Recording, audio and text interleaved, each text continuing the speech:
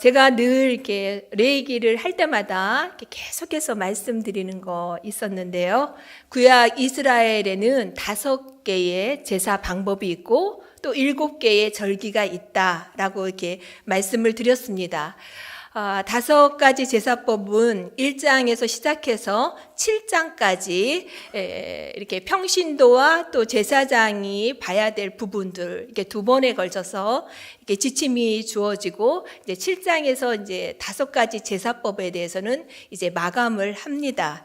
그리고 8장에서부터 시작해서 10장까지는 구약의 제사를 집례할 그런 제사장에 대해서 이렇게 말씀을 하고 있는데요.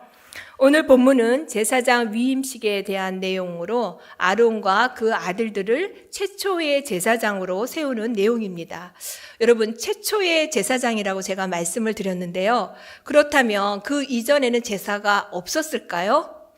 근데 사실 제사는 그 이전부터 있었습니다. 성경을 보면 아브라함은 장막으로 옮길 때마다 제단을 쌓고 하나님께 예배를 드렸고 제사를 드렸고 또 더 과거로 올라가면 노아는 홍수 심판 후에 방주에서 나와서 정결한 짐승을 취해서 하나님께 번제를 드렸습니다. 그리고 또 더 거슬러 올라가면 아담과 하와의 자손이었던 그런 가인의 갈등과 또 이렇게 범죄도 제사에서 시작되었다는 것을 우리는 잘 알고 있습니다. 이렇게 인간들은 에덴 동산에서 추방된 직후부터 하나님께 제물을 드리며 이렇게 제사를 드렸고 또 출애굽하기 전까지 쭉 족장들이 제사장의 역할을 일부 감당하면서 제사를 드렸습니다. 그런데 이렇게 출애굽하고 난 후에 이스라엘 백성들은 하나님의 명령에 따라서 이렇게 성막을 짓게 됩니다.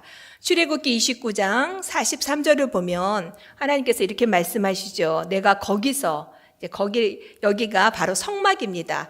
즉 성막에서 이스라엘 자손을 내가 만나겠다. 내 영광으로 말미암아 해막이 거룩하게 될 것이다. 라고 이렇게 말씀을 하십니다.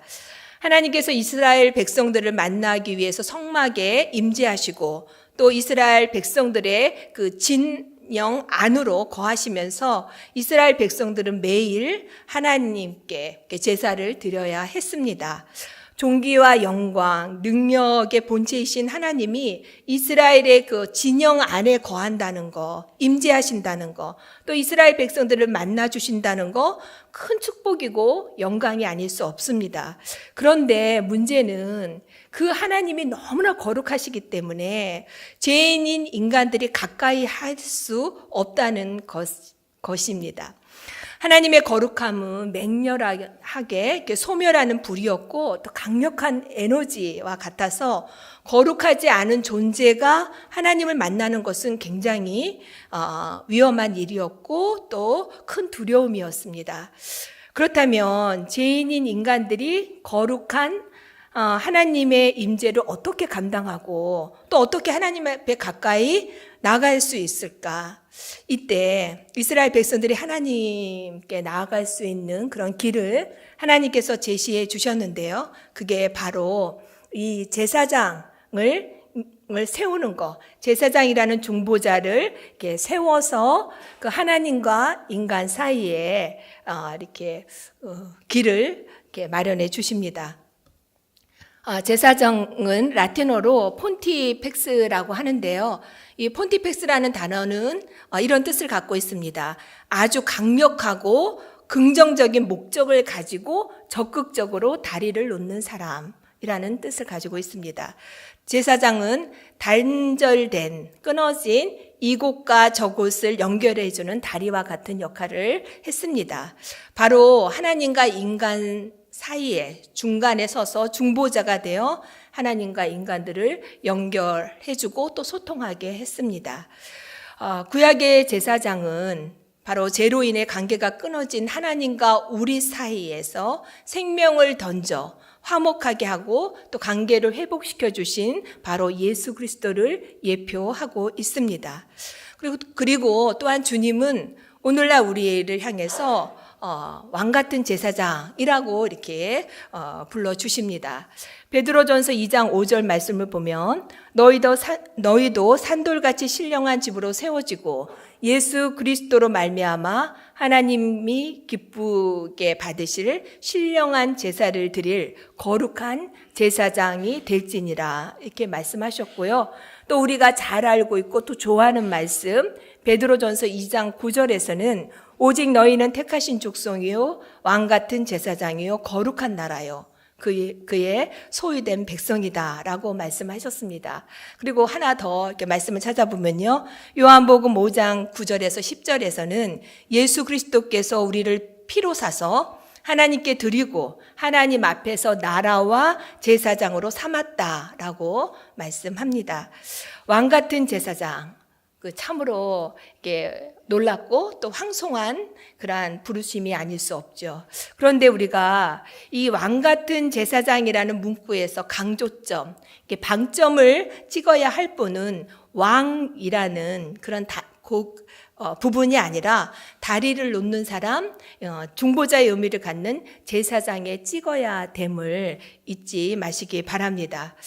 이제 이스라엘 백성들은 제사장을 이렇게 앞세워서 하나님 앞으로 나아가 하나님께 제사를 드릴 수 있게 되었고, 또 하나님의 임재와 또 동행의 복을 풍성하게 누리는 선택된 민족, 또 거룩한 백성이 되었습니다.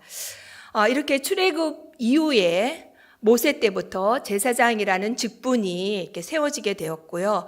또 이스라엘의 12지파 중에서 레위 족속이라는 한 지파 전체가 하나님께 제사를 드리는데 헌신하게 됩니다.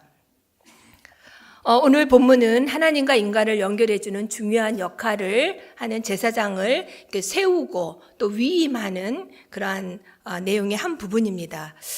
그렇다면 제사장은 어떤 사람이 될 수 있었을까요? 이스라엘의 제사장은 본인이 스스로 원해서, 즉 자원해서 제사장이 되거나 혹은 제비뽑기하거나 또는 어떤 사람을 이렇게 투표해서 이렇게 뽑아서 세우지 않았습니다. 제사장은 하나님께서 지명하셨습니다. 1절을 보십시오. 하나님께서는 이스라엘의 제사장으로 모세의 형 아론과 그의 아들들을 지명하십니다. 그리고 그 이후에는 레위 족속 중에서도 아론의 자손만이 제사장이 될 수 있게 하셨습니다. 그래서 구약 시대에 제사장이 되려면 우선 혈통적으로 레위 지파에서 태어나야 했고, 또 레위 지파 중에서도 아론의 직계 자손이어야 했습니다. 왜 하나님은 아론을 제사장으로 세우셨을까요? 아론이 어떤 인격이나 믿음이 다른 어떤 이스라엘 백성 중에서 이렇게 우뜸이 되어서 이 아론을 세우셨을까요?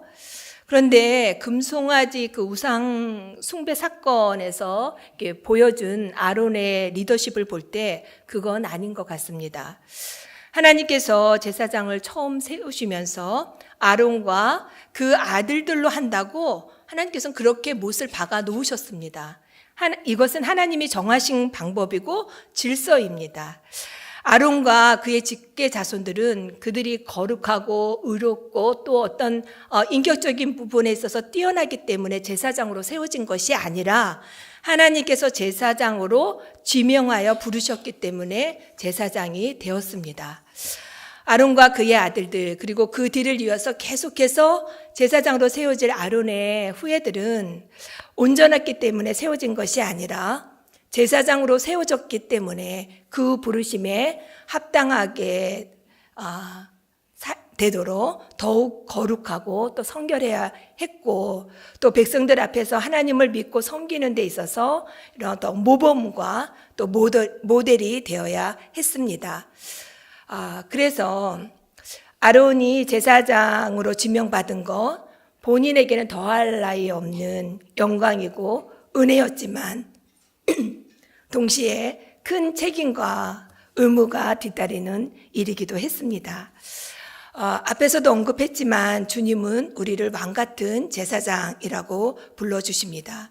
우리가 왕같은 제사장이 된 것은 우리의 의로움이나 또는 어떤 인격의 탁월함 또 덕스러운 성품 때문에 그런 칭호를 받은 것이 아닙니다. 바로 하나님께서 선택하고 또 지명하여 불러주셨기 때문에 왕 같은 제사장이 된 것입니다. 제사장은 이게 아무나 되는 것이 아니라 하나님으로부터 선택받은 사람들입니다. 성도 여러분, 선택받은 것도 중요하지만 선택받은 사람들은 그 일을 감당할 만한 그런 영적인 자질을 갖춰야 됩니다. 본문은 제사장으로 위임식을 갖기 전에 준비해야 될 부분들을 말씀하고 있는데요. 이 오늘 말씀을 보면서 우리도 영적으로 왕 같은 제사장들인데 우리가 이러한 제사장의 그런 어떤 사명을 잘 감당하기 위해서 어떤 것들을 갖추어야 될지 한번 말씀을 보면서 살펴보도록 하겠습니다. 먼저 6절을 보면 제사장으로 위임될 아론과 그 아들들의 몸을 물로 씻기는 것을 볼 수 있습니다. 물로 아론과 그 아들들을 씻기는 것은 예식에 앞서 이렇게 정결하게 몸을 준비하는 것도 되겠지만 상징적으로 죄를 깨끗하게 씻는 것을 이렇게 보여줍니다. 이후에 제사장들은 이렇게 성막에서 제사를 집례하고 또 이렇게 성막을 살피기 위해서 이 성막을 들어갈 때마다 그때마다 물두멍에 있는 물로 그들의 손과 발을 계속 깨끗하게 씻어야 했고 또 1년에 한 번 있는 대속죄일에는 온 몸을 씻고 이렇게 성막을 출입을 했습니다. 그런데요, 성경을 우리가 잘 살펴보면 몸을 씻을 때 제사장으로 위임될 이 아론과 그 아들들이 스스로 자기 몸을 씻지 않았습니다. 자신들이 그러니까 몸을 씻은 것이 아니라 모세가 씻겨 주도록 하나님께서 명령을 하셨습니다. 이 정결 의식은 우리에게 중요한 의미를 제공합니다. 네, 인간은 스스로 죄를 씻을 수 없다는 것이죠. 예수님이 씻어 주셔야만 깨끗해질 수가 있습니다.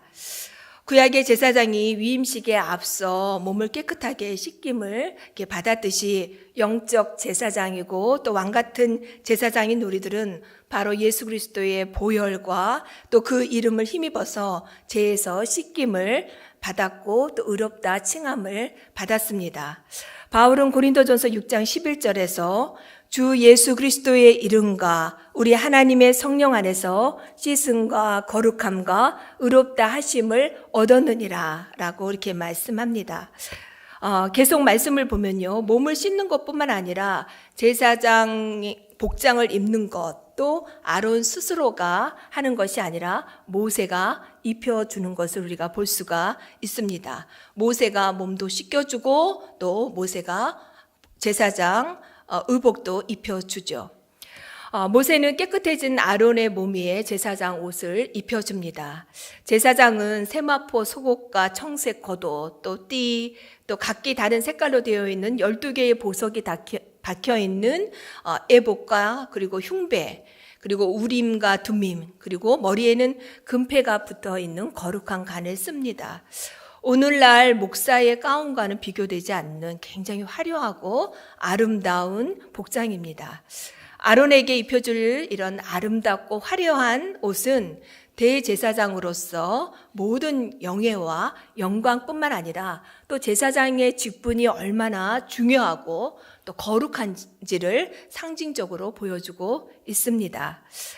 제사장복을 입은 아론은 이제 아론이라는 한 사람, 자연인으로서의 어떤 모습은 감추어지고 이제 공적인 사람으로 하나님의 일을 수행하는 거룩한 제사장이 됩니다.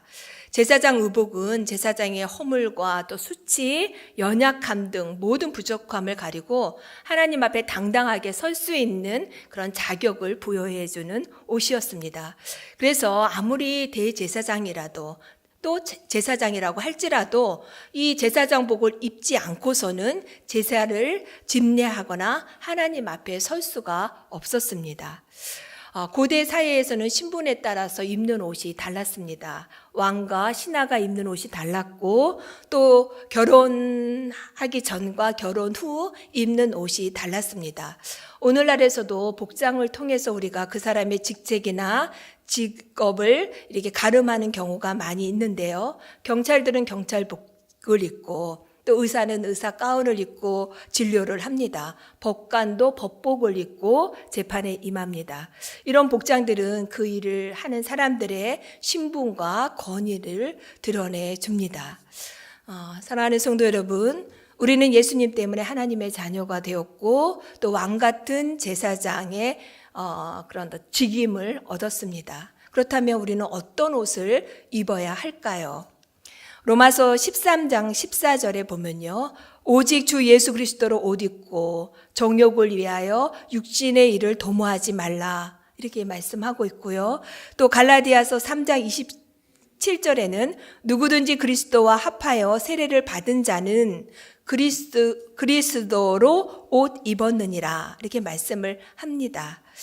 왕 같은 제사장인 우리가 입어야 할 옷은요, 바로 예수 그리스도입니다. 그리스도로 옷 입어야 한다라는 말이 지금 계속해서 반복되고 있는데, 그렇다면 그리스도로 옷 입는다라는 말은 무슨 뜻일까요?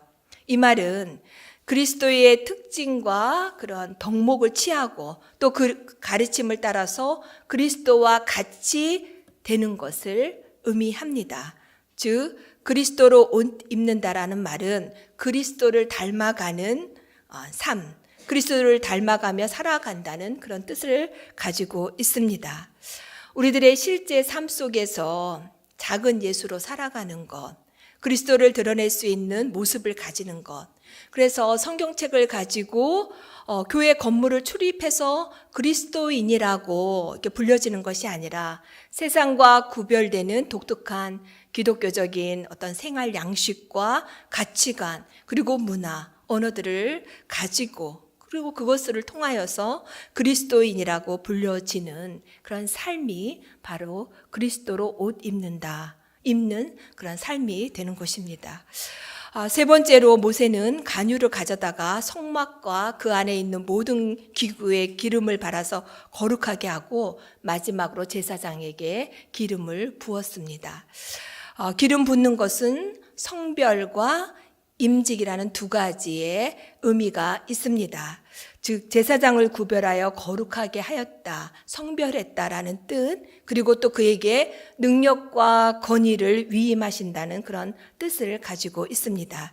제사장은 기름 부음을 통해서 거룩하게 구별되고 영권, 즉 하나님께서 주신 권위를 갖게 됩니다. 오늘날 우리에게도 기름 부음이 있어야 하겠습니다. 기름 부음은 바로 성령님의 임재를 뜻합니다. 하나님의 일을 감당하기 위해서는 반드시 기름 부으심, 성령님의 감동과 역사가 필요합니다. 예수님의 제자들을 우리들은 잘 알고 있죠. 그들은 소심했고 비겁했지만 성령을 체험하고 나서 담대해졌고 가치관이 달라졌고 또 지혜로워졌습니다. 하나님은 시대마다 하나님의 사람들을 세우고 또 기름을 부으셨습니다.